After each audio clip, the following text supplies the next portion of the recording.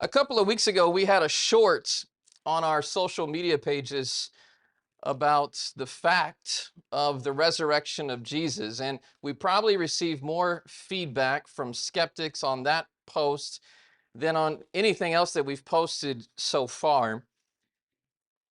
The things said in response to that post were common arguments that people make today.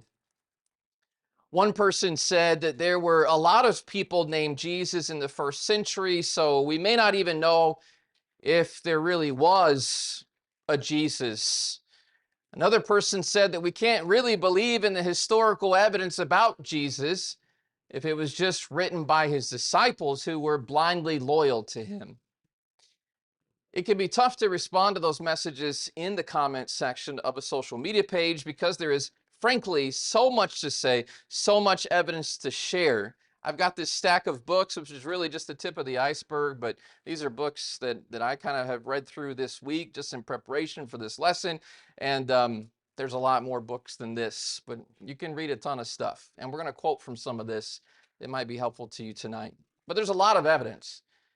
And so, to those people who were challenging the historical evidence, and to you who will face people who will challenge the historical evidence at some point in your life, if you talk to them about Jesus, then this lesson is for them. And it's for you. And we've got more lessons coming. So I want to think with you tonight about the historical Jesus. The Christian faith, it's an objective faith. Jesus of Nazareth is the object of our faith. He is the Son of God who died for our sins and who rose from the dead. He is the object of our faith, and we have an objective faith in him. But our faith is also an historical faith. It is based upon real people. It is based upon real places. It is based upon real events. These things actually took place in history. Our faith is also an intelligent, a rational faith.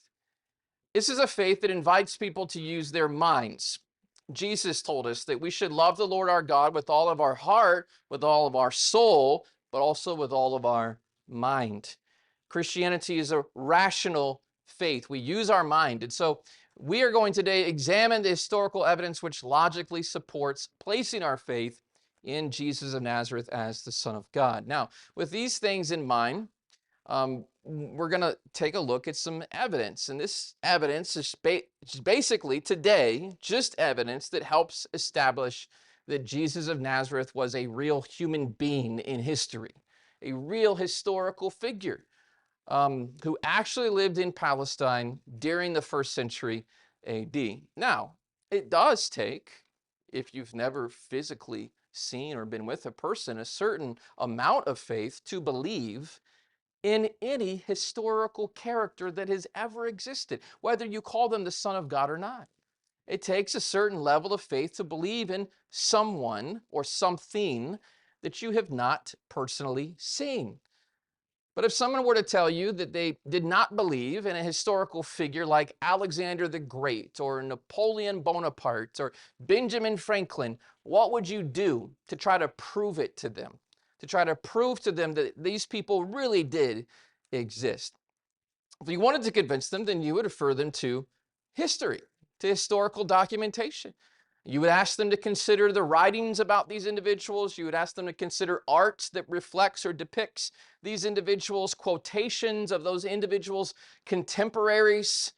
You would hope that they would be reasonable in examining the evidence so that they might believe these individuals did, in fact, exist. And that would be the most obvious course to discover the veracity of those historical figures. Now, we're going to just ask a simple question. Shouldn't we be able to do the same with Jesus Christ? Many people, though, look at Jesus like they do Superman or Bigfoot or some other ancient mythical legend. But there's a major difference between those figures and Jesus Christ. Jesus Christ can be soundly established through evidence as a real historical character in a very specific cultural setting. Superman and King Kong merely exist because of the fictitious imagination of men. The existence of Jesus Christ is constantly written about by his contemporaries, both Christian and non-Christian. It's written in the historical records as factual and as valid. So, if it is valid, then why do some people dismiss Jesus being a non-historical character? I'm just going to give you two quick reasons. First reason, bias. Some people do not look at the facts honestly because they are already opposed to him. Just as there might be an accusation of bias for Jesus, there can also be an accusation of bias against Jesus. Sometimes it's ignorance. Some have taken somebody else's word for it, and they haven't done their research. And let me give you an example of that. Charles Templeton wrote a fictional book. Fictional, let me repeat, fictional. Fictional means false, it's made up, it's a story. But he wrote it in 1979 titled Act of God. Charles Templeton was, so at one point, a believer who became an unbeliever, who became an atheist. But in this book, a fictional archaeologist says this. This is the quote. The church bases its claims mostly on the teachings of an obscure young Jew with messianic pretensions who, let's face it, didn't make much of an impression in his lifetime. There isn't a single word about him in secular history, not a word, no mention of him by the Romans, not so much as a reference by Josephus, end quote. Well, first of all, that's a fictional work. I'll repeat that again. Secondly, that's just patently and demonstrably a false statement. But you will hear people parrot things like that all the time about Jesus.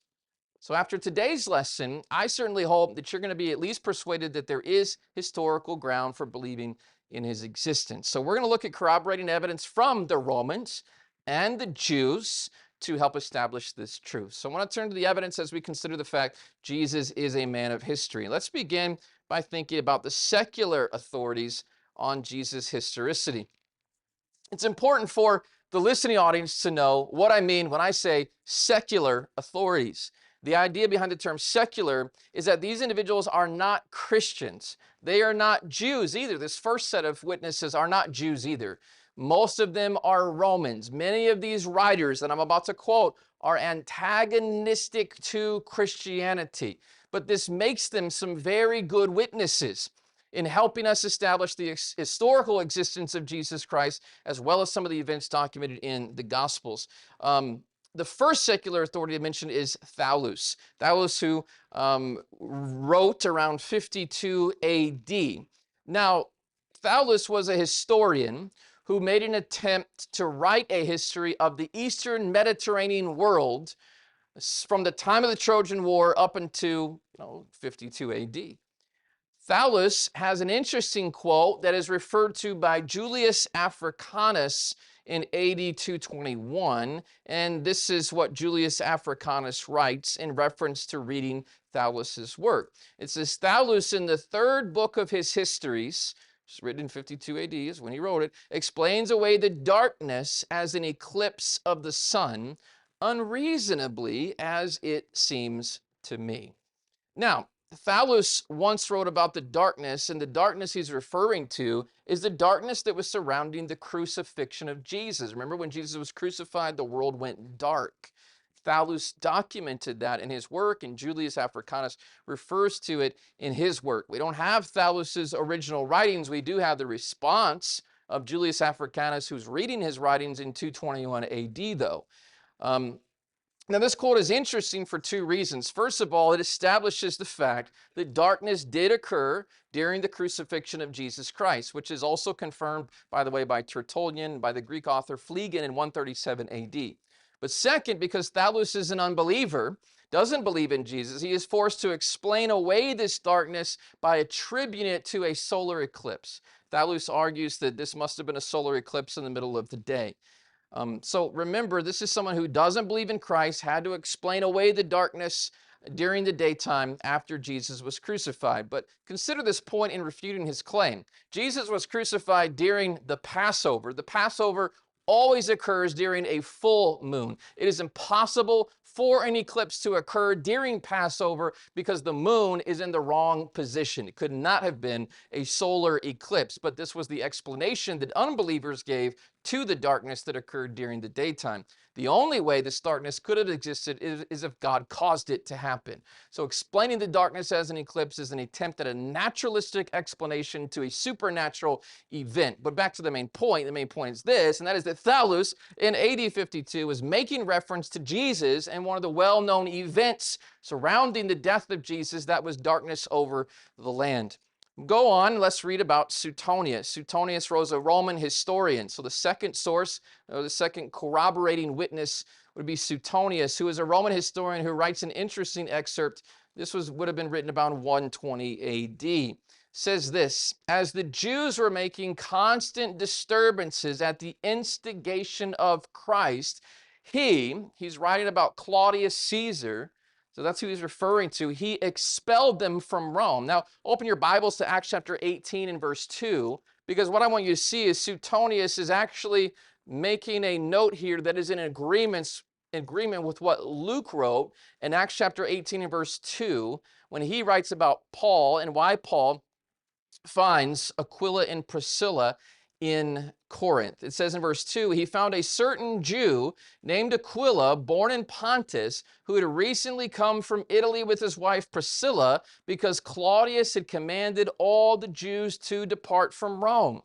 Okay, this is what Luke says about Claudius, but Suetonius agrees. This is what Claudius did. He sent the Jews out of Rome. He kicked them out, and that's why they had to go to other cities in the Roman Empire. Now, what else is confirmed in this? Well, one of the other things confirmed is that there was a Christ. He mentions Christ in it. He doesn't say he believes in Christ. He doesn't call Christ the Son of God, but he mentions Christ. And some of the Jews and Christians were expelled from Rome. Now, notice this other quote. This is something he talks about, which was an event occurring in AD 64. The first event was AD 49, by the way. This event would have been occurring in AD 64. He's writing about Nero, and he says, punishment by Nero was inflicted on the Christians, a class of men given to a new and mischievous superstition. Now, if you don't believe in Jesus and you don't believe in Christianity, then you're just going to call it superstition. And that's what unbelieving, secular people often referred to Christianity as in the first century. But in both of these instances, Suetonius refers to Christians, and he indicates that Christ's followers had multiplied since his death, and it gives real historical credibility to the existence of Jesus Christ and his followers. Cornelius Tacitus was a Roman historian as well, who lived from AD 55 to AD 120. So he would have had to have written this before 120. Most people put this around 112 to 117, depending upon who you read. Some people say 112, some people say 115. That's why I just threw 112 to 117 in here, because that's general date about when this would have been written.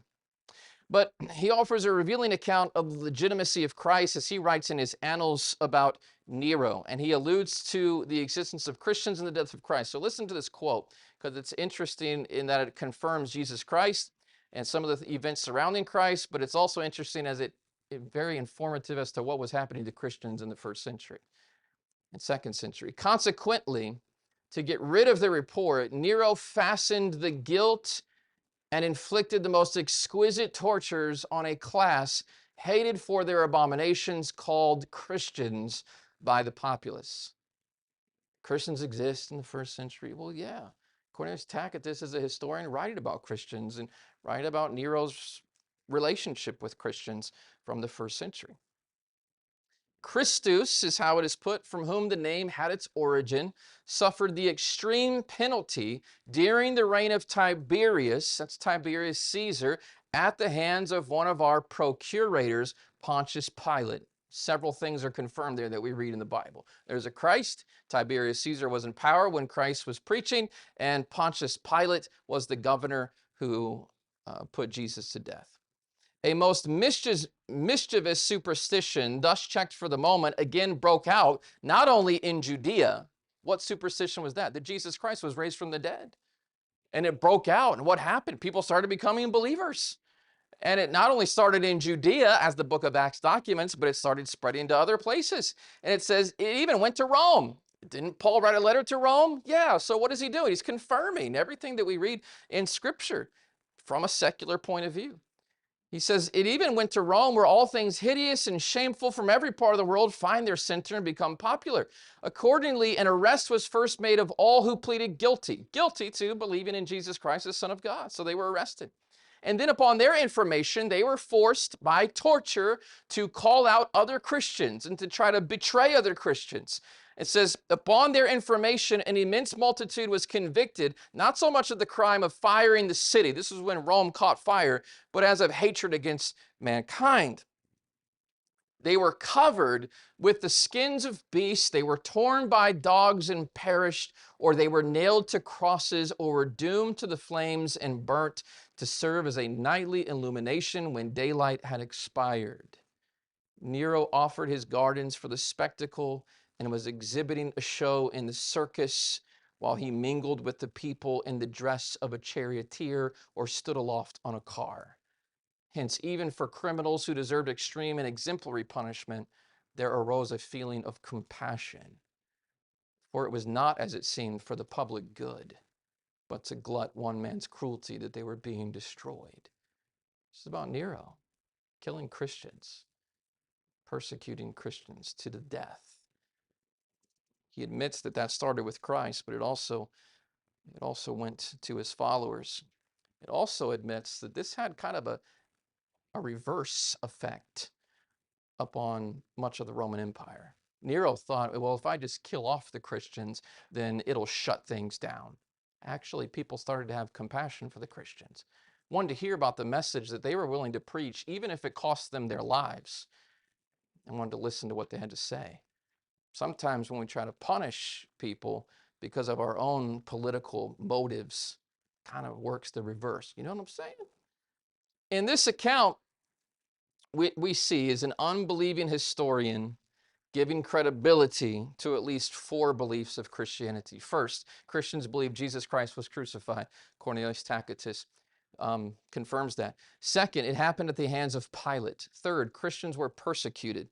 Fourth, the gospel message continued to spread despite the persecution by Nero and by other Romans.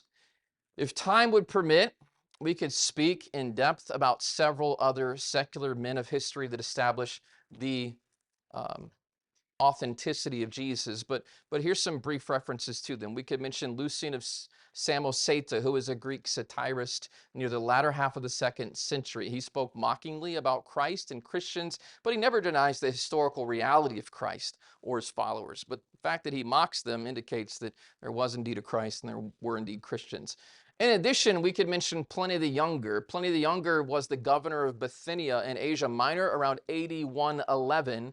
He sought advice from the Emperor Trajan. Trajan was emperor now, about how to treat the Christians. So we have a letter from Pliny the Younger where he's saying, well, how should I treat the Christians?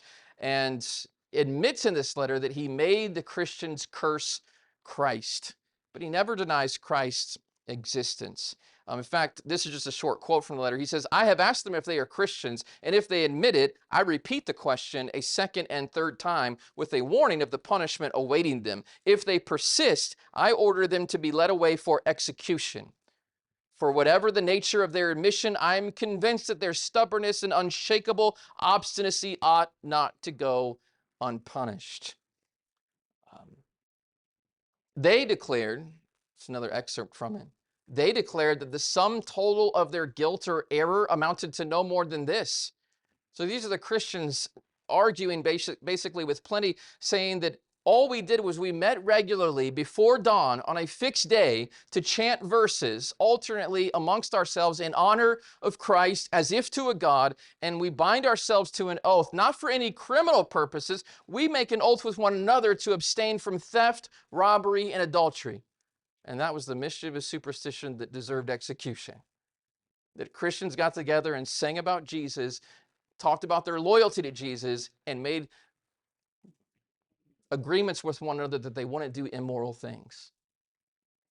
It said, he goes on to write, this made me decide it was all the more necessary to extract the truth by torture from 2 slave women whom they called deaconesses. I found nothing but a degenerate sort of cult carried to extravagant lengths. Romans really hated Christians. First and 2nd century. In 73 AD, there was another man by the name of Mara bar Serapion who wrote to his son, and in that writing, he compares Jesus to Socrates and Pythagoras. Now, he doesn't believe in Jesus Christ as Son of God, but he is writing this letter to his son and putting Jesus on a par with other philosophers and admitting Jesus exists and is a person of wisdom. There's other sources we could look at as well, Plinius Secundus, Phlegon, but these are some of the sources that I want to share with you now. And again, these books have a lot of the other sources, and you are more than welcome to read. Now, I want to answer a couple of questions before we get into the Jewish sources, but this is one of the questions that sometimes gets asked.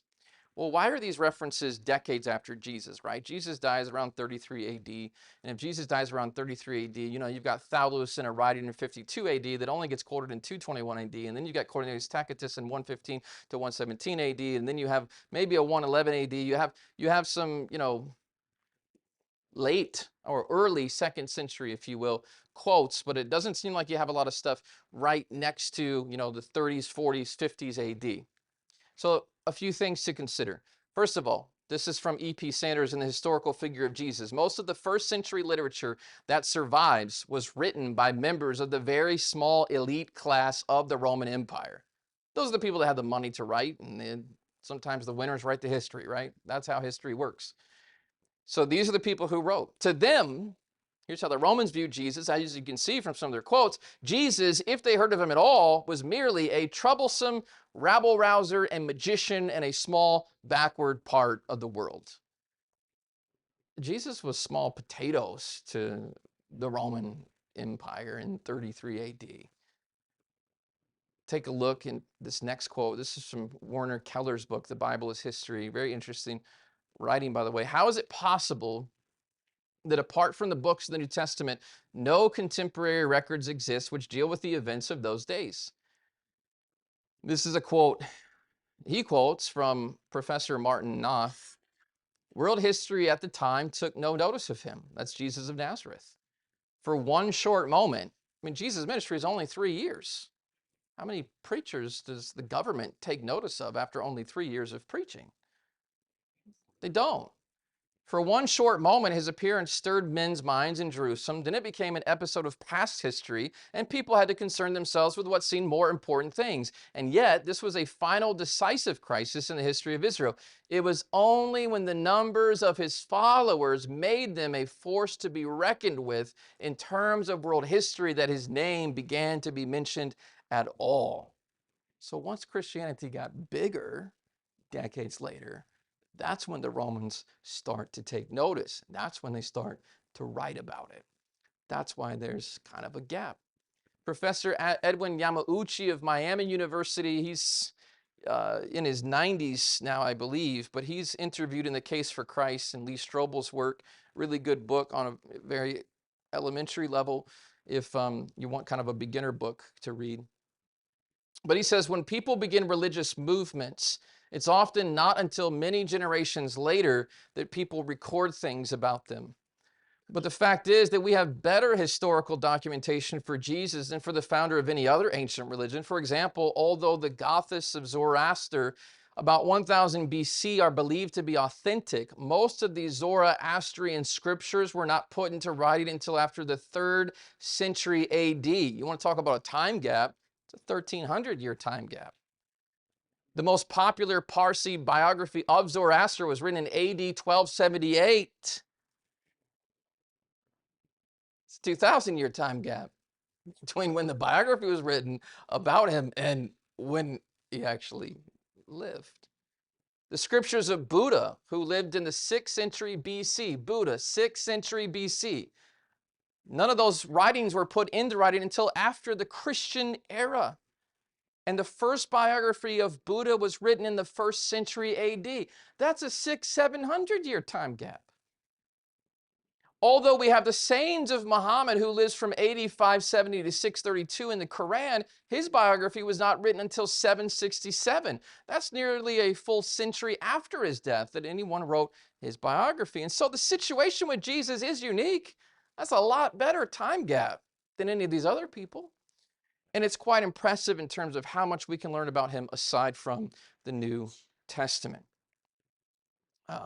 All right. So that's why some of these references are decades after Jesus. Now, I also want to take a moment to mention to you the Jewish sources. The Jewish sources. I was a little bit concerned for time today in this lesson. And I'll tell you what, I went Tuesday night, went with Cohen. Cohen and I went over to Ball State, and we listened to Frank Turek speak on basically 4 evidences for Christianity. And I saw a room full of, I don't know how many people were there. I would say probably maybe 400 people, 500, at least on Tuesday night. He spoke for 2 hours straight. Didn't stop, and pretty much everybody sat there. And then he did another 30 minutes of Q&A after that. And I saw probably 100 or more Ball State students who sat there just fine. They were into it for 2 hours straight. And I'm like, and I feel bad for her now. I'm not going to feel bad anymore. I promise I'm not going to go 2 hours. No. As we study the Jewish references, I may not even go an hour. As we study the Jewish references, it's important to remember again that Jews are unfriendly to Christianity's founder. And that makes their testimony extremely reliable because they had nothing to gain by writing it. So the first source that I want to consider is the Talmuds. These are 2 separate books that deal with Jewish law and Jewish traditions that are written from the time period of around 100 AD to 500 AD. And in the Talmuds, they speak frequently of Jesus of Nazareth, always in unfriendly terms. They were not fans of Jesus. That makes sense. Jesus was always calling them out when you read the Gospels, but the Jews didn't really like him in 100 to 500 AD. And he pulled a lot of followers out of Judaism who began to become Christians, which they were also jealous of. And so they do not like him, but they do write about him and confirm that he's a historical figure. Kyle Frank writes of these Jewish sources. He says, these documents, the Talmuds, they were all written after the fall of Jerusalem in 70 AD. And having come from Jewish sources and being written by those of the Pharisee political party, the few references to Christ and his followers are hostile and derogatory in nature. Jesus of Nazareth is referred to as a transgressor in Israel who practiced magic, who scorned the words of the wise, and said that he had not come to destroy the law but to add to it. This type of portrayal is not surprising considering Jesus' opposition to them during his lifetime. But it is of interest because it's another source by which to authenticate his existence. We might also add the Talmuds testify to the death and the time of death of Jesus Christ. Do you think the Jews wrote about the resurrection of Jesus Christ in the Talmuds? No, because they didn't want to believe in the resurrection of Christ. But they do write about his death and the time of death, and they confirm that in the Talmuds. The next person, though, that perhaps you've heard of, or maybe you've heard people quote Josephus. In fact, I know some preachers who quote Josephus so much you'd think it's a Bible book. It's not. Josephus is a work of history. He was a historian. One of the most popular Jewish sources would be Josephus. And he writes in the early 70s AD, right? Jerusalem fell in 70 AD. When Jerusalem was being attacked, a lot of Jews, rather than suffer death by the hands of the Romans, a lot of Jews decided to turn their swords on themselves, and they would rather commit suicide than let a Gentile kill them. Josephus did not think like that. Josephus thought, you know what, we're going to lose anyway. Why don't we just go ahead and hand myself over to the Romans? I can start to work for them and become an informant. And by being that, I will spare my life. Josephus was pretty much a coward, kind of a weasel, but we have a lot of history because of him. So I'm thankful he was a coward. Sometimes bad people turn out to do some cool things for us. And we have a lot of awesome history from the works of Josephus. So here's one of his most popular passages, and this was written again in Antiquities in the 70s AD. It says, there was about this time Jesus, a wise man, if it be lawful to call him a man, for he was a doer of wonderful works, a teacher of such men as received the truth with pleasure.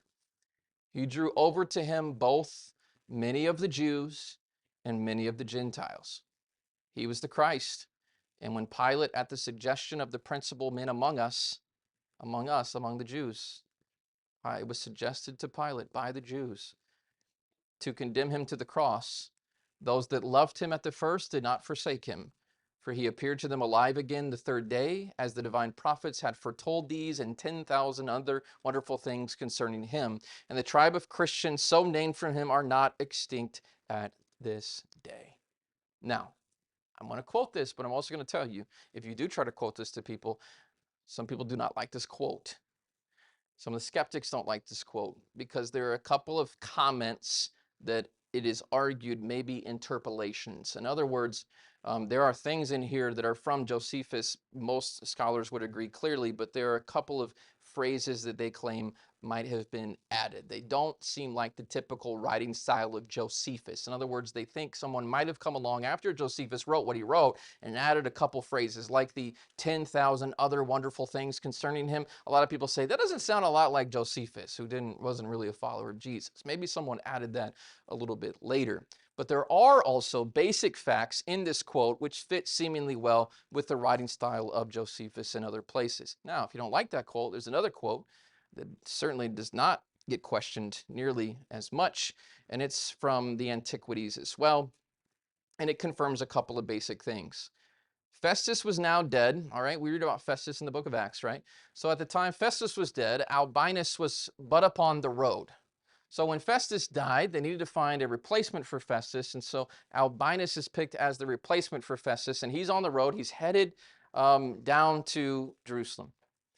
And so he's referring to Ananus the high priest, assembled the Sanhedrin of the judges and brought before them the brother of Jesus, who was called Christ. He doesn't say who is the Christ, who was called Christ, whose name was James, and some others, or some of his companions. And when he had formed an accusation against them as breakers of the law, he delivered them to be stoned.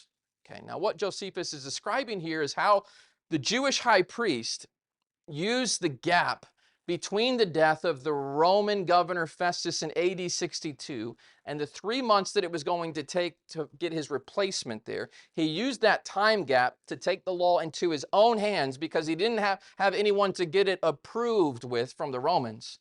So he took the law into his own hands, and he had James murdered using the gap between Roman rulers as an opportunity. This, again, is documented in Acts chapter 12 as well. But within this historical comment, just notice that there's confirmation of Jesus, and there's confirmation of his brother James that's corroborated. So hopefully these sources suffice as evidence from the Jews for the historicity of Jesus of Nazareth as established by non-Christian writers. Now, take these two groups of people. All right, we have the secular sources and we have the Jewish sources. These are all unbelieving sources. And if you take a look here, you have Thallus, and he basically says Jesus lived, Jesus was crucified, there was darkness and an earthquake.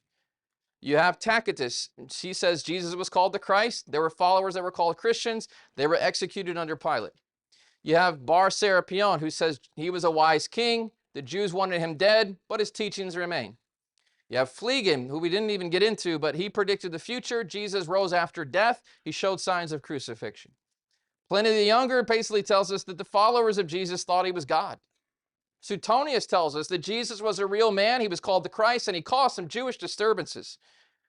Celsus says he was allegedly born of a virgin. His father was a carpenter. He had a miraculous power. Josephus, who we just mentioned, says Jesus was a wise man, that he had followers, and that there was a resurrection that was reported about him. Talmud says that he was executed the day before the Passover, and he had magical power. They call it magical power because they're kind of casting doubt on it. So what we have here is, with all of these sources, we're not even quoting Matthew, Mark, Luke, John, any of the New Testament writers. We're not quoting any Christians. So we've got one arm tied behind our back, not even mentioning the Christian witnesses, and we can still rebuild a very basic history of the life of Jesus Christ. I'm going to let a couple other people mention this to you. This is Gary Habermas, who teaches at Liberty University, and he writes The Historical Jesus. Fantastic work. This chapter has shown that ancient extra-biblical sources do present a surprisingly large amount of detail concerning both the life of Jesus and the nature of early Christianity. And while many of these facts are quite well known, we must remember that they have been documented here apart from the usage of the New Testament. And when viewed in that light, we should realize that it is quite extraordinary that we can provide a broad outline of most of the major facts of Jesus' life from secular history alone. That is surely significant. Now, this is from Geisler and Turick's book, I Don't Have Enough Faith to Be an Atheist. And they say basically something similar here. How many non-Christian sources are there that mention Jesus? Including Josephus, there are 10 known non-Christian writers who mention Jesus within 150 years of his life. When you add those non-Christian writings to the Christian sources over that same 150 years, there are about as many sources who mention Jesus as cite Tiberius Caesar, the Roman emperor at the time of Jesus. In other words, Jesus of Nazareth, who is not even a Roman official in the Roman Empire, is mentioned in ancient writings about as much as the emperor at that time. That's impressive. You piece together all those 10 non-Christian references, and here's what we can learn. Jesus lived during the time of Tiberius. He lived a virtuous life. He was a wonder worker. He had a brother named James. He was acclaimed to be the Messiah. He was crucified under Pontius Pilate. He was crucified on the eve of the Jewish Passover. Darkness and an earthquake occurred when he died. His disciples believed that he rose from the dead. His disciples were willing to die for their belief. Christianity spread rapidly as far as Rome, and his disciples denied the Roman gods and worshiped Jesus. How could non-Christian writers collectively reveal a storyline that is congruent with the New Testament if Jesus never existed? He existed. He existed. Okay. Let's think about the Christian sources, okay? And this is where, oh, well, they're Christian sources. And so if they're Christian sources, you can't trust them because if they knew Jesus and they followed Jesus, and they could have been lying about Jesus. If you're going to be objective in learning about whether or not Jesus Christ existed, you've got to consider all of the sources. And that includes people who followed him. Now, people sometimes criticize the fact these men, they must have been unreliable because they were converted men. But maybe we should ask the question, why did they convert? Well, what does that say, the fact that they did convert? At one time, they doubted Jesus, disbelieved in Jesus. There's something about Jesus that made them change their minds. And they didn't convert for popularity. They all became very unpopular with the Jews and got kind of kicked out of Jerusalem. They didn't do it for wealth. Many of them were doing just fine in their jobs before they ever converted. Matthew was a wealthy tax collector. John is part of a family fishing enterprise. Luke is a physician. Paul's a rising star among the Jews. They didn't gain money for doing this. These weren't first century prosperity gospel preachers. They died because they converted. There's no selfish motives behind their conversion. But a second question that we should ask is, does the fact that a person agrees with what they write about make them unreliable? You know, Anne Frank did not agree with what the Nazis were doing to the Jews during the Holocaust. Does this mean that we can't trust what she writes about her experiences? Your doctor or dentist, maybe they personally know you. Maybe they even like you. Does the fact that they are friends with you mean that they're not going to give you an accurate diagnosis? Now, there can be prejudice, there can be bias in writing, but this is why the multiplicity of sources we have is also significant in Christianity. It verifies the credibility of the testimony. There wasn't just one person who wrote about this, there were multiple people who wrote about it. And so it's foolish to just throw out all testimony from a witness because they're a friend. Courtrooms don't do that. But they do build a stronger case when they have multiple eyewitnesses from multiple backgrounds to verify the information. And that's what we have. So we look at some of these Bible writers, and Luke writes about the family tree of Jesus. He spends time discussing the life of Jesus. He affirms the death and the resurrection of Jesus. This is a physician who's probably writing his gospel account around 60 AD.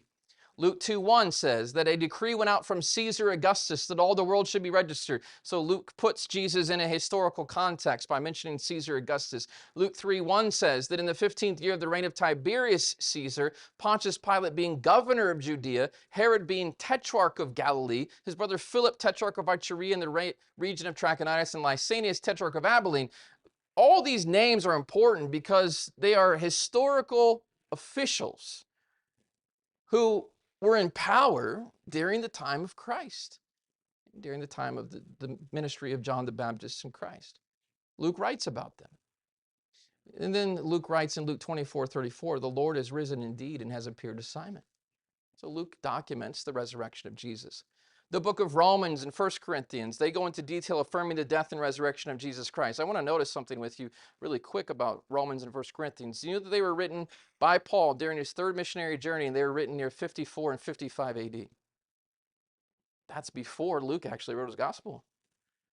So Paul is writing letters to Christians and to churches full of Christians before the gospel of Luke was even written. That's pretty early. That's only about a 20-year time gap. People were still alive who could confirm or deny the things that Paul was writing about Jesus in those works. But Paul confirms the death, burial, resurrection of Jesus. Peter affirms that Christ suffered once for our sins. He was put to death in the flesh. Peter writes that in 1 Peter 3:18, around 63 AD. John writes about the fleshly existence of Christ in his gospel in letters that were written in the 80s or 90s AD. All 27 books of the New Testament proclaim, verify, and often just assume the historicity of Jesus Christ. And I don't think I need to really get into all of that with this particular audience. We could also mention, though, uninspired but significant references from the post-apostolic writers, or sometimes they're referred to as the apostolic fathers. These Christians followed very closely upon the heels of the apostles. There's people like Clement, who was a bishop at the Church of Rome. He wrote of Jesus Christ's existence toward the end of the first century. Ignatius wrote 7 letters. 6 of those letters were written to churches, and 1 of those letters was written to his friend Polycarp. And Ignatius wrote those letters while he was on his way to execution in Rome, and he affirms in those letters the life, death, and resurrection of Jesus Christ. It's like he's trying to write as many letters as he can before he knows he's gone, and get the history out there. Quadratus was a bishop from the church at Athens. He's quoted by Eusebius as he defends his faith to the Roman Emperor Hadrian in 125 AD. We could mention Aristides, Justin Martyr, Hegesippus. I'm really sorry because the translation I'm sure behind me is not even showing up when it comes to this, right? But several others who were very familiar with the apostles. All of these men speak of Christ's existence as real. All right? So the evidence is really undeniable when it comes to the historicity of Jesus. Don't let somebody try to throw the historical reality of Jesus under the bus. He was born in a real time. He was born and raised in real cities. People still go visit and take tours there today. If you want to take a tour there to go confirm it for yourself, I know guys that go almost every year. Leon Maudlin, Luke Chandler. There's guys that are going this year to tour Israel. And they're going to some of these same cities, showing people these same places. He was real, seen by real people. So the evidence is undeniable. In establishing the historicity of Jesus Christ, here's what we've done today. We've used secular sources, people who are pagan and anti-Christian. We've used Jewish sources. These are written by individuals who did not confess a belief in Jesus Christ as the Son of God, but they could not deny that he existed and that Jesus had a profound effect on the cultural, political, and religious systems of their day. And we cited Christian sources. The writings of the New Testament have more manuscript evidence than any other similar work of antiquity. We've already done lessons on that in the past. Archaeology and geography constantly reaffirmed that the apostles wrote about real places, real cities. Historians affirm they wrote about real people, including Jesus Christ. So if you choose to disbelieve in Jesus Christ as the Son of God, please don't do it because of the historical evidence.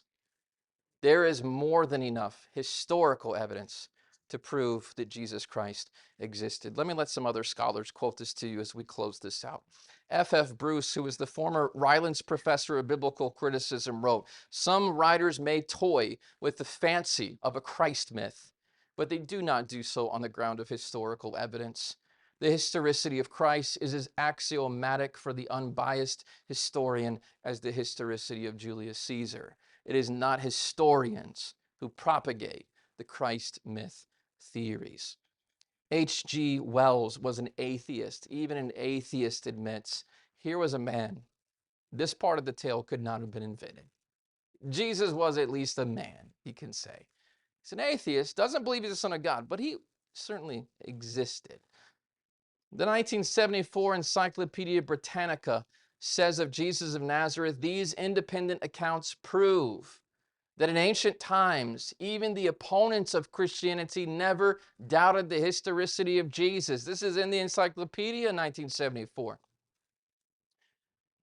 It says it was disputed for the first time and on inadequate grounds by several authors at the end of the 18th, during the 19th, and at the beginning of the 20th centuries. People really didn't start questioning the historicity of Jesus until the 18th, 19th, 20th centuries. Long after Jesus lived and after people certainly believed he was real. This excerpt in the Encyclopedia Britannica used 20,000 words to describe Jesus. They wrote more about Jesus than Aristotle, Cicero, Alexander, Julius Caesar, Buddha, Confucius, Muhammad, or Napoleon. More said about why? Because there's more information about him than any of those other characters. Gary Habermas writes in his book, The Historical Jesus, surprisingly few scholars have asserted that Jesus never existed or have attempted to cast total doubt on his life and ministry. And when such efforts have occurred, they've been met by rare outcries from the scholarly community. We have seen that these attempts are refuted almost every turn by the early and eyewitness testimony presented by Paul and others, as well as the early date of the Gospels. Jesus really lived among us. So now the question is, what do you think about him? What do you think about him? Can't say he didn't exist. And there's too much evidence to say that. And so, what do you think about him? What we've provided today, we haven't provided evidence that Jesus Christ is the Son of God. We haven't done that. I just want you to see that please don't argue he wasn't historical. Don't let people argue that he wasn't historical. Send them a link to this sermon once it gets posted when they say that he's not historical and say, hey, listen to this. And I can give you tons of other people who've done sermons and talks and lectures just like it. So don't say he's not historical. But what we have done today is we have laid the first block. And the first block is the foundation upon which we can rest our faith, and that is that Jesus did exist. And so now you have to come to grips with the question of, well, then who was he when he existed? Was he the Son of God? Was he telling the truth when he said that and when he claimed that? Or was he a liar? And we're going to get into other lessons that try to prove that indeed he was a Son of God, but this was the first step.